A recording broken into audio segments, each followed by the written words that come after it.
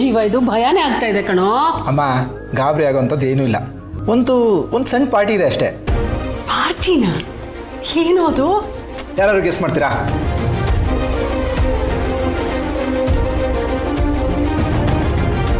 ಸರಿ, ಒಂದು ಕ್ಲೂ ಕೊಡ್ತೀನಿ. ಒಂಥರ ಸ್ಪೆಷಲ್ ಪಾರ್ಟಿ. ಈ ಮನೆ ಟ್ರೆಡಿಷನಲ್ ಪಾರ್ಟಿ ಅಂದ್ರೂ ತಪ್ಪಿಲ್ಲ. ಗೊತ್ತಾಯ್ತು, ಐಸ್ ಕ್ರೀಮ್ ಪಾರ್ಟಿ. ಕರೆಕ್ಟ್. ನಾವೆಲ್ಲ ಪಾರ್ಟಿ ಮಾಡಿ ಈ ಥರ ಸೇರಿ ತುಂಬ ದಿನ ಆಯಿತು. ಅದಕ್ಕೆ ಅದು ಅಲ್ಲದೆ ನಮ್ಮ ಪಾರ್ಥ ಅಪೇಕ್ಷೆ ಬಂದು ತುಂಬ ದಿನ ಆಗಿತ್ತು. ಅದಕ್ಕೆ ಒಂದು ಸಣ್ಣ ಪಾರ್ಟಿ ಮಾಡೋಣ. ವಾವ್, ಸೂಪರ್, ಥ್ಯಾಂಕ್ ಯು ಅಣ್ಣ. ನಮ್ಮನೆ ಐಸ್ ಕ್ರೀಮ್ ಪಾರ್ಟಿ ಮುಂದೆ ಯಾವ ಪಾರ್ಟಿನೂ ಇಲ್ಲ. ಖರ್ಚು ಕಮ್ಮಿ, ಖುಷಿ ಜಾಸ್ತಿ. ನಿಜವಾಗ್ಲು ತುಂಬಾನೇ ಮಿಸ್ ಮಾಡ್ಕೊಳ್ತಿದ್ದೆ ನಾನು. ಥ್ಯಾಂಕ್ ಯು ಅಣ್ಣ, ನಾವು ಬಂದಾಗಲೇ ಈ ಪಾರ್ಟಿನ ಅರೇಂಜ್ ಮಾಡ್ಕೊಂಡಿದ್ದಕ್ಕೆ. ನಿನಗೋಸ್ಕರನೇ ತಂದಿರೋದು. ಇನ್ಫ್ಯಾಕ್ಟ್ ನಿನಗೋಸ್ಕರ ಒಂದು ಡಬ್ಬ ಜಾಸ್ತಿ ತಂದಿದ್ದೀನಿ. ಮತ್ತೆ ಎಲ್ಲಿ ತಗೊಂಡ್ ಬಾ. ಒಂದು ನಿಮಿಷ. ಏನೋ ಕಂದ, ಕಪ್ಪಗೂ ಹಾಕಿ ರೆಡಿ ಮಾಡ್ಬಿಟ್ಟಿದ್ಯಾ?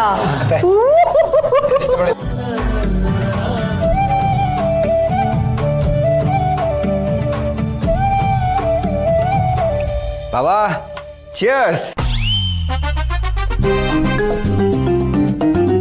ಪಾರ್ಥ,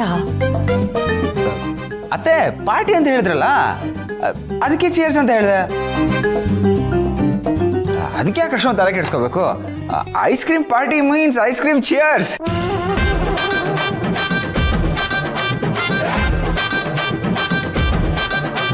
ಚಿಯರ್ಸ್.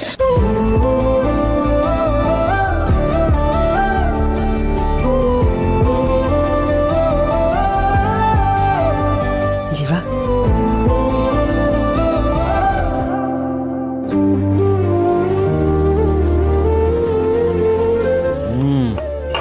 ಬಾವಾ, ಈ ಪಾರ್ಟಿ ಕೊಟ್ಟಿದ್ದಕ್ಕೆ ತುಂಬಾ ಥ್ಯಾಂಕ್ಸ್. ಇನ್ಫ್ಯಾಕ್ಟ್ ಇದು ಗ್ರ್ಯಾಂಡ್ ಪಾರ್ಟಿ, ಯಾಕಂದ್ರೆ ಎಲ್ಲರೂ ಖುಷಿಯಾಗಿದ್ದಾರೆ.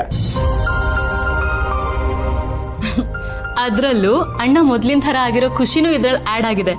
ಸೊ ಡಬಲ್ ಖುಷಿ, ಡಬಲ್ ಸೆಲೆಬ್ರೇಷನ್. ಎಸ್.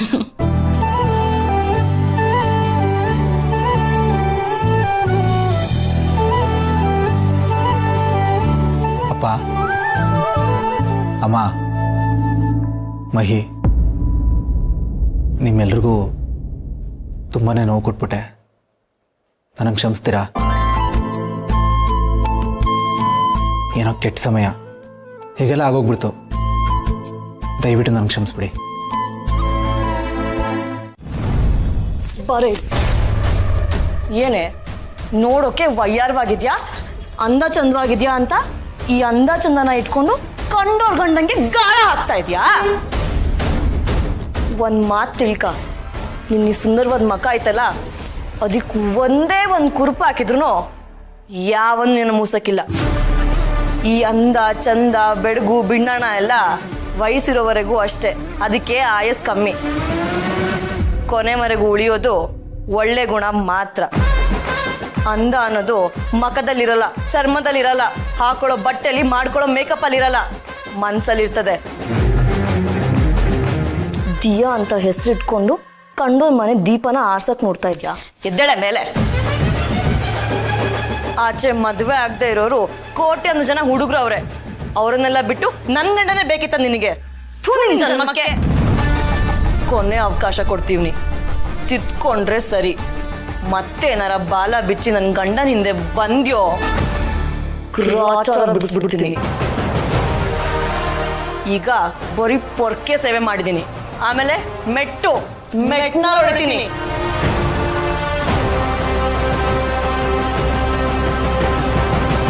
ಆಗ್ಲೇ ಏನಂದೆ ನೀನು? ಹಣೆ ತುಂಬ ಕುಂಕುಮ ಇಟ್ಕೊಂಡು, ಕೆನೆ ತುಂಬ ಅರ್ಶನ ಮೆತ್ಕೊಂಡು, ತಲೆ ತುಂಬ ಹೂ ಮುಟ್ಕೊಂಡಿದೀನಿ ಅಂತ. ಅದ್ರದ್ದು ಮಹತ್ವ ಗೊತ್ತಾ ನಿಂಗೆ? ಅರ್ಶನ ಕುಂಕುಮ ಅನ್ನೋದು ನಮ್ಮ ಸಂಸ್ಕೃತಿಯ ಸಂಕೇತ ಕಣೆ. ಇದನ್ನ ಮುತ್ತೈದೆ ಮುಖದಲ್ಲಿ ಯಾವಾಗ್ಲೂ ನಗು ಮೂಡಿರ್ಲಿ ಅಂತೇಳಿ ಹಚ್ಕೊಳ್ತಾರೆ.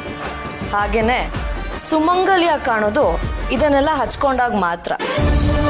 ಇದ್ರದ್ದು ಬೆಲೆ ಗೊತ್ತಿರೋದು ಹೆಣ್ತನ ಅನ್ನೋದನ್ನ ಅನ್ಭವಿಸೋರಿಗೆ ಮಾತ್ರ. ಮೂರು ಬಿಟ್ಟು ಮೂದೇವಿಗಳೆಲ್ಲಿ ಗೊತ್ತಿರುತ್ತೆ ಈ ಬೆಲೆ. ಇನ್ ಮುಂದೆ ಆದ್ರೂ ಒಂದು ಹೆಣ್ಣಾಗಿ ಬದುಕೋದನ್ನ ಕಲಿ.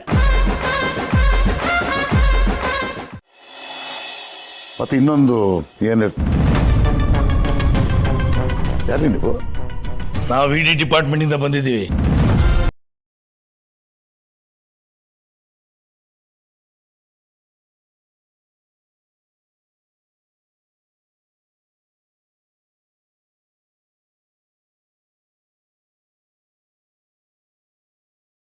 ಪ್ಲೀಸ್ ಕೋಆಪರೇಟ್ ಮಾಡಿ.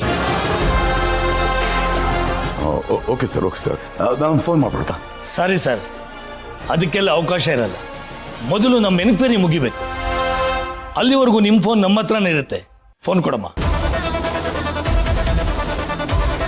ಸರ್ಚ್ ಮಾಡಿ. ಸರ್, ನೀವು ಕೂತ್ಕೊಳ್ಳಿ.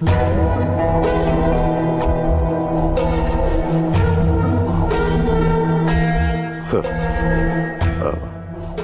ನನ್ನ ವಿರುದ್ಧವಾಗಿ ಕಂಪ್ಲೇಂಟ್ ಬಂದಿದ್ದು ಯಾರಿಂದ ಅಂತ ಕೇಳ್ಬೋದಾ? ಸಾರಿ ಸರ್, ಅದೆಲ್ಲ ನಾವು ಡಿಸ್ಕ್ಲೋಸ್ ಮಾಡೋ ಹಾಗಿಲ್ಲ.